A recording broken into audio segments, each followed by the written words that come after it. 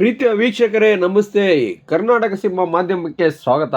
ನಾನು ಇವತ್ತು ನಿಮಗೆ ಒಂದು ತುಂಬ ಮುಖ್ಯವಾದ ಸ್ಥಳಕ್ಕೆ ಕರ್ಕೊಂಡು ಹೋಗ್ತಿದ್ದೀನಿ. ಅದು ಎಲ್ಲಿ ಅಂದರೆ ನೋಡೋಕ್ಕೆ ನೀವು ಆಶ್ಚರ್ಯ ಪಡ್ತೀರಾ. ಇತಿಹಾಸದಲ್ಲಿ ನಾನು ಎಂದು ನೋಡಿರಲಿಲ್ಲ ಕಣ್ರಿ. ಆದರೆ ನಮ್ಮ ಸ್ನೇಹಿತರಾದ ಸುರೇಶ್ ಗೌಡ್ರು ನಿಮಗೆ ಒಂದು ಸ್ಥಳಕ್ಕೆ ಕರ್ಕೊಂಡು ಹೋಗ್ತಾ ಇದ್ದೀನಿ, ದಯಮಾಡಿ ಬನ್ನಿ, ಇವತ್ತು ಒಂದು ದೇವತಾ ಕಾರ್ಯ ಇಟ್ಕೊಂಡಿದ್ದೀನಿ ಅಂದರು. ಅದು ಎಲ್ಲಿ ಅಂತ ಹೇಳಿ ಹೊರಟ್ರೆ ಮಂಡ್ಯ ಜಿಲ್ಲೆ ನಾಗಮಂಗಲದಲ್ಲಿ ಹತ್ರ ಇರುವಂಥ ಮುಳ್ಕಟ್ಟಮ್ಮನ ದೇವಸ್ಥಾನ. ಮುಳ್ಕಟ್ಟಮ್ಮನ ದೇವಸ್ಥಾನ ಅಂದರೆ ಫೇಮಸ್ ಕಣ್ರಿ. ನಾನು ಭಾಳ ಕೇಳಿದ್ದೆ, ಆದರೆ ನೋಡಿರಲಿಲ್ಲ. ಆದರೂ ಇವತ್ತು ನಾನು ಹೋಗಿದ್ದೆ.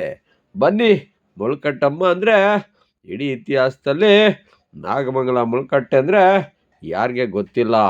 ಆದರೂ ಮಾತ್ರ ನಾನು ನೋಡಿರಲಿಲ್ಲ ಕಣ್ರಿ. ಇಂಥ ಸ್ಥಳಕ್ಕೆ ಇವತ್ತು ನಮ್ಮ ಸುರೇಶ್ ಗೌಡ್ರು ಬರ್ರಿ, ನಾವು ದೇವತಾ ಕಾರ್ಯ ಇಟ್ಕೊಂಡಿದ್ದೀವಿ, ನಾವು ಭಾಳ ಸಖತ್ತಾಗಿದೆ, ನೋಡೋಕ್ಕೆ ಆಶ್ಚರ್ಯ, ತಾಯಿ ಮಹಿಮೆ ಭಾಳ ಅಪಾರ ಅಂತ ಹೇಳಿ ಕರ್ಕೊಂಡೋದ್ರು.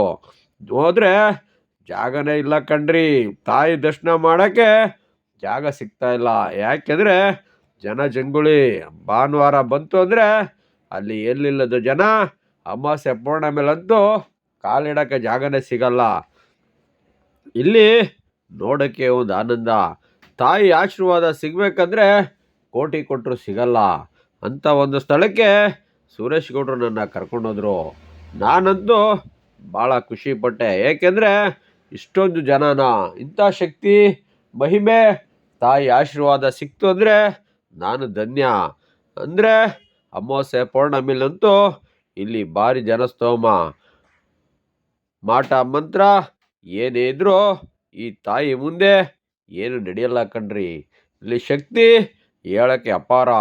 ಇಂಥ ಒಂದು ಶಕ್ತಿ ದೇವತೆಯನ್ನು ನಮ್ಮ ಸುರೇಶ್ ಗೌಡ್ರು ಭಾಳ ವಿಜೃಂಭಣೆಯಿಂದ ಮಾಡ್ತಾರೆ ಕಣ್ರಿ.